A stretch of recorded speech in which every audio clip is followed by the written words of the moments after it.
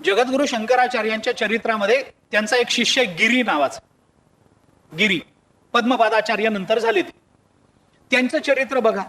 मंद बुद्धीचा गिरी आहे. सुरुवातीला गिरी जेव्हा आचार्यांकडे राहायला आला तेव्हा तो मंद बुद्धी होता, त्याला काही कळत नव्हतं. पण आचार्यांची कामं करणं, त्यांना काही लागेल ते आणून देणं, त्यांचं आसन घालून ठेवणं, त्यांची वस्त्र धुवून टाकणं, ही सगळी कामं आचार्यांची तो करत असे. पण पाठ सुरू झाला की पाठाला येऊन बसत असे. ते एके दिवशी त्याला ते वस्त्र धुताना जरा वेळ लागला आणि पाठ सुरू व्हायला सगळे विद्यार्थी समोर येऊन बसले आणि आचार्य थांबले. विद्यार्थ्यांनी सांगितलं, गुरुजी पाठ सुरू करा. आचार्य म्हणाले, सुरू करतो, पण गिरी दिसत नाही आपला कुठे. विद्यार्थी त्या मंद बुद्धी आहे, त्याला काय करायचंय, त्याला काय कळणार आहे, तो आला काय, पाठ ऐकला का न ऐकला काय, त्याच्या बुद्धीत काय प्रकाश पडणार आहे, तो आधीच जड बुद्धीचा आहे, त्याला काय तुम्ही सांगता तो वेदांत कळेल. नाही म्हणे, तुमचं तुम्ही सुरू करा, आम्ही अभ्यास करून आलोय, आमच्याकरता पाठ सांगा. त्या मंद बुद्धी करता कशाला सांगता, त्याच्याकरता सांगू नका, त्याच्याकरता काय थांबायचं.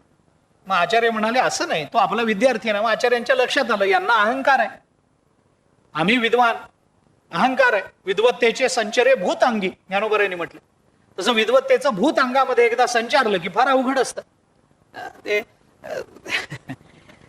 आता त्याचे दृष्टांत गोष्टी सांगत नाही. आचार्याने सांगितलं, नाही त्याला येऊ द्या. तेवढ्यात गिरी वस्त्र पिळून वगैरे येताना काही चरित्रामध्ये आलं की तो पलीकडच्या तीरावर होता आणि आचार्यांनी हाक मारली, गिरी चल रे बाबा, पाठ थांबलाय तुझ्या करता. आणि आचार्यांनी गुरुजींनी हाक मारली म्हणल्यानंतर त्यांनी काही विचार केला नाही, तो त्या पाण्याच्या पृष्ठभागावरून तसाच पळत सुटला आणि त्याचा गुरुभाव इतका प्रबल होता की त्याच्या प्रत्येक पावलाखाली कमळ उमललं, म्हणून त्याला पद्मपादाचार्य असं नाव पडलं. अशी एक कथा त्यांच्या संबंधात आहे.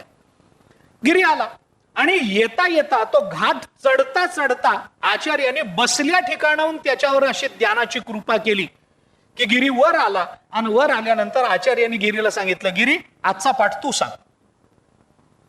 विद्यार्थी म्हणाले, आधीच आमचा वेळ वाया गेला, तो मंद बुद्धी आहे आणि तो काय आम्हाला पाठ सांगणार आहे, तुम्हीच आम्हाला पाठ सांगा. आचार्य म्हणाले, गिरी तू पाठ सांग. गिरीने सांगितलं, तुमची जशी आज्ञा असेल तशी. गुरु आज्ञेपुढे विचार करणारा गुरु आज्ञेतून उत्तीर्ण होत नाही. विचार बाजूला ठेवला तर चालतं. तो म्हणाला, जसं तुम्ही सांगाल. तुम्ही म्हणालाय ना, ज्ञानेश्वर महाराजांचं असंच आहे. रेड्याच्या मुखातून वेद व्यक्त झाला पैठणला आणि लोकांनी ज्ञानोबारांची वाहवा केली, त्यांना डोक्यावर घेतलं. तर ज्ञानोबारांनी तिथल्या ब्राह्मणांना असं सांगितलं की मी वेद वदवला नाही. मग वेद आला ना, रेड्याच्या मुखातून व्यक्त झाला ना. ज्ञानोबाराय त्यांना म्हणाले, तुम्ही मला म्हणाला ना रेड्याच्या मुखातून वेद बोलवून दाखव, त्याच्यामुळे रेडा वेद बोललाय. काय नम्रता असेल. गिरीने सांगितलं, तुम्ही म्हणाल तसं, तुम्ही म्हणालाय ना मी पाठ सांगा म्हणून मला, मग मला येणार, माझा विश्वास आहे तुमच्या शब्दावर.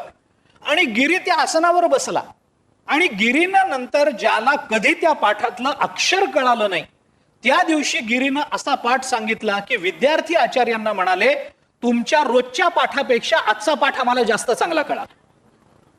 मंद बुद्धी आहे पण ज्ञान झालं ना. कशाने झालं, काही नाही, साधूचा अंकिला. एवढं एकच कारण, तो साधूचा अंकिला झाला. ज्ञान पाहिजे ना, मोक्षरेखे आला ना, मग तो साधूचा अंकिला. दुसरं उदाहरण नाथ महाराजांच्या चरित्रात. नाथ महाराजांकडचा गावबा, त्याचं चरित्र आपल्याला माहिती आहे. गावबा हा लहान असताना त्याच्या आईने गावबाला नाथ महाराजांकडे आणून ठेवलं. कशा करता, तर पुरणपोळी खाण्याकरता, दुसरं काहीच कारण नाही. पुरणपोळी खाण्याकरता त्याला पुरणपोळी आवडत होती आणि नाथ महाराजांकडे रोज पुरणपोळी नैवेद्याकरता होत होती. मग इथे पुरणपोळी होते म्हणून त्याच्या आईने त्याला नाथ महाराजांकडे आणून सोडलं. राहा इथं, खा, किती पुरणपोळी खायची. ती पुरणपोळी खाता खाता तो नाथ महाराजांची सेवा करायला लागला. आणि रामायणावर नाथ महाराजांनी जे भावार्थ रामायणाची जी रचना केली, त्या रचनेमध्ये शेवटचे काही अध्याय शिल्लक राहिले आणि नाथ महाराजांच्या लक्षात आलं की आपल्याला अवतार समाप्ती करावी लागणार आहे. आणि त्यांनी जाताना त्या गावबाला सांगितलं, जो केवळ पोळी खाण्याकरता तिथे आला, त्याला काही विद्वत्ता नाही आहे, फक्त नाथ महाराजांची सेवा करतोय. त्या गावबाला जाताना मग नाथ महाराजांनी एके दिवशी सांगितलं प्रवचनात की माझी अवतार समाप्तीची वेळ झाली आहे. श्रोत्यांनी विचारलं, अहो ते रामायण अर्धवट राहिलं ना, त्याचं काय कराय. नाथ महाराज म्हणाले, गावबा करेल.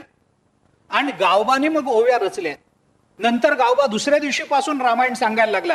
गंमत अशी आहे की त्या रामायणामधली नाथ महाराजांची ओवी कोणती आणि गावबाची ओवी कोणती आपल्याला शोधूनही वेगळे पण सापडणार. कशाने झालं, साधूचा अंकिला हरिभक्त.